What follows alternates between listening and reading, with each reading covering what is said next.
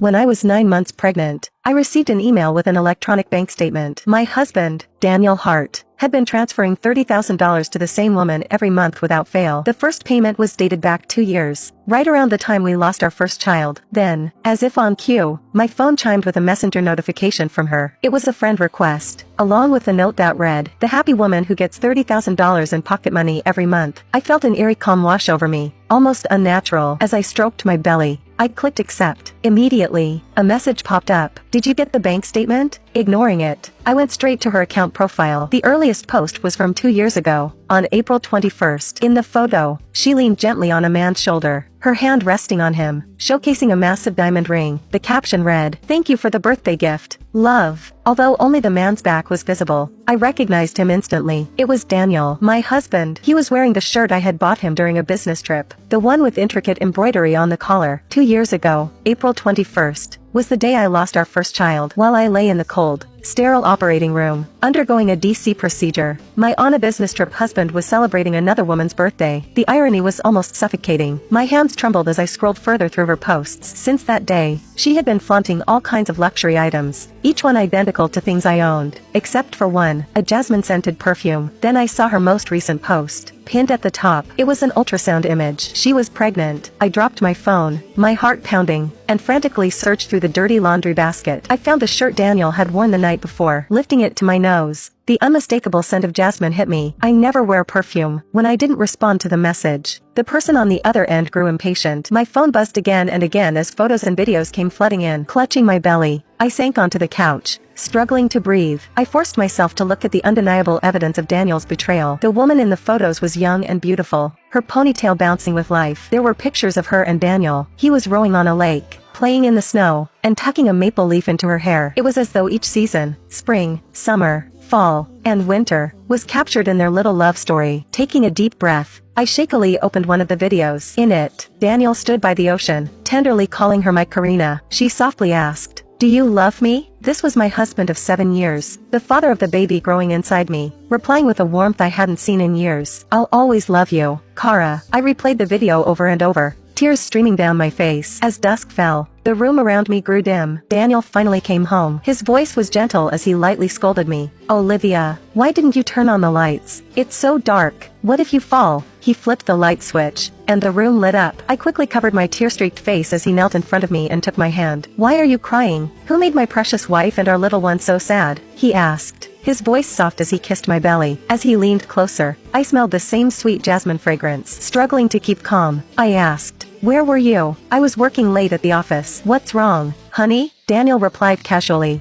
as though nothing was out of the ordinary. "You're lying, Daniel. You were with Kara. She had a craving for those famous dumplings from the east side of the city, and since there was no delivery, you drove over an hour from the west side to get them for her." She even live-streamed the whole thing, feigning nonchalance. I smiled, gently squeezing his hand. "Honey, I suddenly have a craving for those dumplings from the east side, too," I said, resting my hands on my belly. As if sensing my pain, the baby kicked hard. "Can you get some for me?" Annoyance flickered across Daniel's face as he pulled his hand away, frustration creeping into his expression. "Those dumplings aren't anything special. Besides, you're pretty far along. You should watch what you eat." Standing up, he added, "For the sake of our son, just bear with it a little longer, okay?" Without waiting for a response, he muttered, "I'm going to take a shower. I'm exhausted. Why don't you call mom and ask her to make you something?" The bathroom door clicked shut, swallowing my sobs. I gently stroked my belly and whispered, "Oh, sweetheart, you and I are about to fight a tough battle together." Daniel's phone blinked on the dining table. As usual, he never even tried to hide his infidelity in front of me. Did he really think I was that naive? The sound of water running in the bathroom echoed through the house. With a sigh, I struggled with my pregnant belly and slowly stood up. Hoping for a quick solution, I tried all the obvious passwords from our wedding anniversary and our birthdays, but none of them worked. My hands trembled as I entered the date from Kara's ultrasound report. Success. Biting my lip in frustration, I sneered as I opened the messaging app's storage. Sure enough, Kara's profile picture was there. Their avatars matched. He said, "If love lasts forever," and she replied, "Does it matter if we're together every day?" I clicked into the chat and was greeted by a flood of "Darling, I miss you and baby, when will I see you again?" Determined not to let my emotions take over,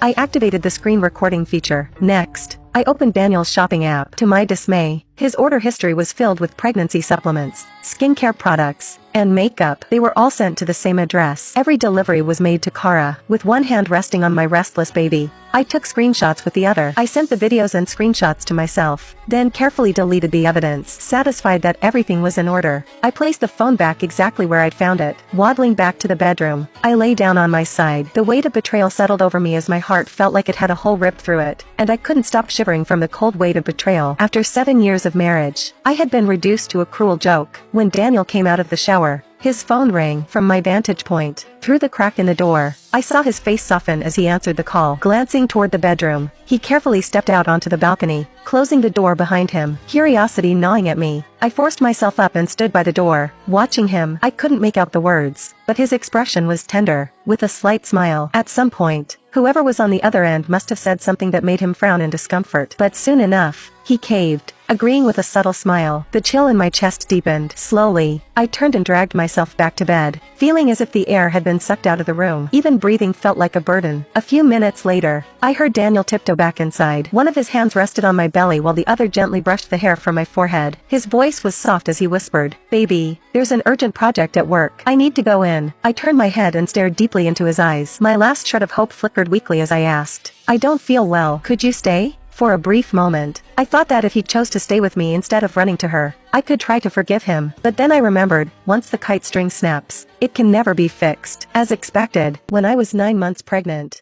I received the bank statement of my husband Daniel transferring $30,000 to another woman every month. Subsequently, I received a friend request and provoking message from that woman. Then, I found many evidences of my husband's betrayal with her. In conversations with and observations of my husband, I confirmed his infidelity. But then I remembered, once the kite string snaps, it can never be fixed. As expected, Daniel gave me a troubled smile, trying to reassure me. "Sweetheart, this project is essential for the company. I can't miss it. I'll call Mom to come over and stay with you. Okay?" A wave of nausea washed over me, goosebumps prickling my skin. Still, I managed to force out the words, "Drive safely." I lay there in silence, watching him get dressed and leave. Slowly, I got up, holding my belly, and made my way downstairs to hail a taxi. Maplewood Estates, I told the driver. He sped through the streets, and just as we arrived, I saw Daniel's car pull in. My stomach clenched as I asked the driver to park behind a tree. From the back seat, I watched as Kara fluttered into Daniel's arms like a butterfly. He caught her gently, placing a hand on her flat stomach. His face softened with a look of tender reproach, and he playfully tapped her nose. Cradling my belly with one hand, I took out my phone and switched to video mode. With trembling fingers,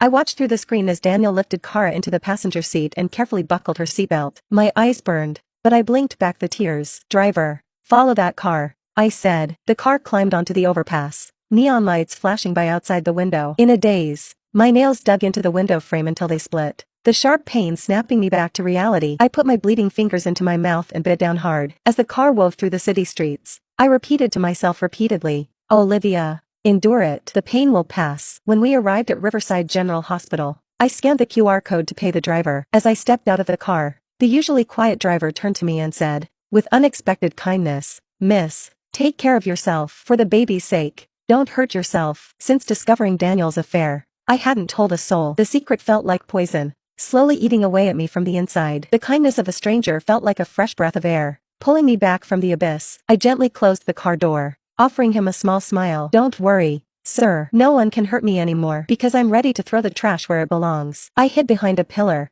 watching Daniel. He had been too busy with work to attend a single prenatal checkup with me during my entire pregnancy. Yet here he was, running around the hospital, registering, picking up medication, and gently helping another woman in and out like the perfect husband. At that moment, I realized it wasn't that he was too busy. He didn't want to make an effort for the wife he'd been married to for 7 years. In the bustling hospital lobby, Daniel held the woman close, reminding her, "The doctor said you should eat less tonight and try to stay active. In the early stages of pregnancy, digestion can be tricky, so let's follow the advice this time, okay?"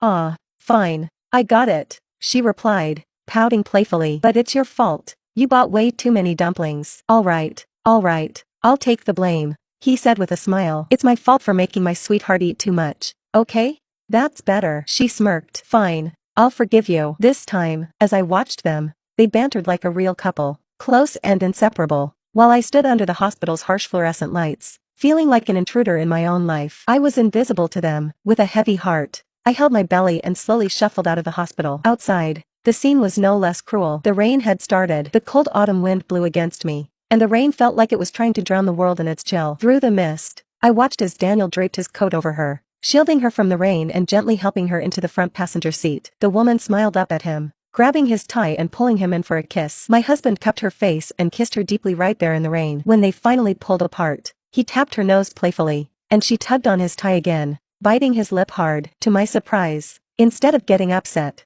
he just smiled like he was thrilled. Then, he got into the car. As the car was about to pull away, the woman rolled down the window, locking eyes with me. She gave me a smug, taunting look and said, "Olivia, you've lost." I smiled and shook my head. A strange calm washed over me. "It's okay, Olivia." Then, I whispered to myself, "He's just a man, nothing more." As the car turned the corner, I waved. "Daniel, I don't want you anymore. You're hers." In that decisive moment, standing under the hospital awning, I calmly sent all the evidence I had gathered to my mentor, a well-known divorce lawyer. I was going to secure the best future for my child, no matter what. By the time I finished, the rain had already soaked the hem of my dress. Oddly enough, I barely noticed. Just as I put my phone away, it rang. It was Mom. "Olivia, I made some soup for you and brought it to the house. Where are you and Danny? Why aren't you home?" Her voice was filled with warmth and concern. Before I could respond, she continued, "Oh, that Danny. You're this far along, and he's still taking you out?